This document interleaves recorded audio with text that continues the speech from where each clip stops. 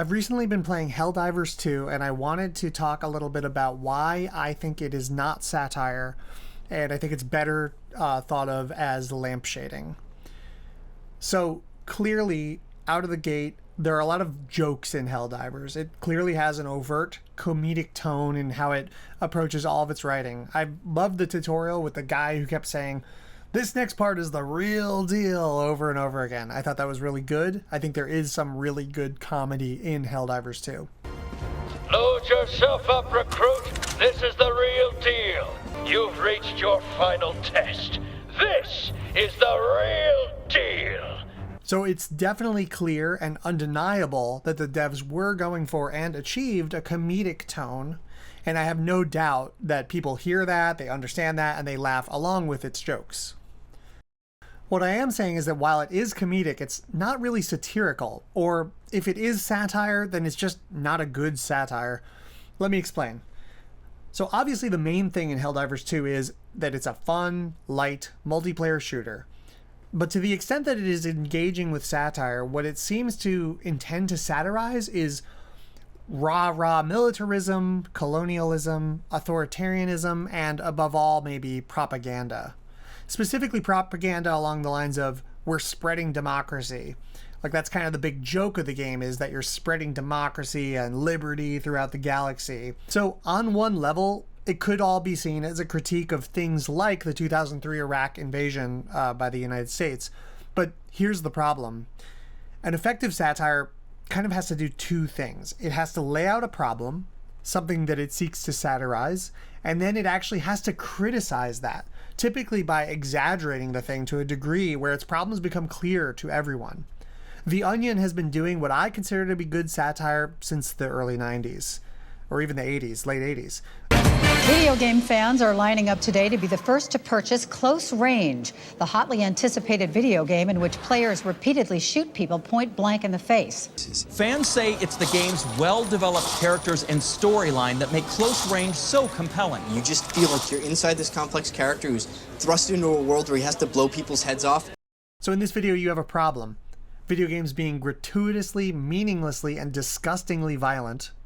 And then a critique, which is them cranking up those qualities until we can all see video games in the way that, quite frankly, a lot of people who aren't totally marinated in video games see them.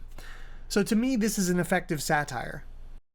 In Helldivers, they sort of do the first part, identifying a problem of fascism, colonialism, propaganda, but then they provide no critique. In fact, if anything, what you do most of the time in Helldivers 2 is simply revel in the brutality of being on the front lines of a fascist colonizing army. This is a common pitfall in satire, that in order to do it, you have to kind of embody the thing that you're trying to criticize, and that's dangerous. You have to manifest that thing, and that's always a danger. Like, video games, because they have a tendency just to be their own little mechanical systems, because of things like the magic circle, they're particularly difficult as a venue for satire. Because almost always what happens is players just sort of forget about the more abstract theme or setting of the game and kind of just revel in and enjoy the actual thing that you're doing most of the time. I grew up as a little boy, and I know very well how exciting the military fantasy of just gunning down waves and waves of the enemy can be. It's really intoxicating, but I do think that this intoxication is part of why fascism and colonialism continue to exist as a thing that we have to worry about in the world. So I do think it's ultimately kind of a cursed sort of enjoyment, and one that we'd all do well to maybe interrogate in ourselves. Another thing to consider with Helldivers is it's not like as though we have a society full of vigilant anti-fascists. Like, authoritarianism is pretty popular in the United States, and if you ask me, it's a major problem. And to some extent, I do think that games like Helldivers are sort of flexing that muscle in your brain in some way. This does not mean that it makes people into authoritarians or anything like that, but it does probably lean some people in that direction a tiny bit, and it certainly helps those with fascist worldviews to celebrate and solidify those views. I mean, I think we often ask ourselves the question, how can it be that people are okay with, like, genocides taking place? How can it be that that ever happens? And part of it is this kind of, emotional, cultural celebration of mass violence. And so again, I don't want to overstate that. I don't want to say that video games or any kind of media sort of like creates that, but it certainly doesn't criticize it. Let's start there. And this is also sort of by design, I think. When you're trying to sell a product that seemingly has like a point of view to it, what you ideally want from a business perspective is to make everybody think that it agrees with your perspective, whatever your perspective might be. Helldivers 2 is one of those things that's designed to give the fascists what they want, a brutal, high-definition experience of the execution of colonial violence, but also simultaneously give normal people what they want too, to be able to at least tell themselves that, like, no, this is actually a critique of fascism and colonialism and all that. You know, by playing this, I'm actually embodying a rejection of those things, you see.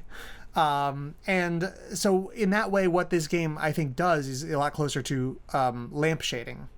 Lampshading is a process that a lot of writers do to try to stave off critiques of their work by simply pointing out the problem themselves.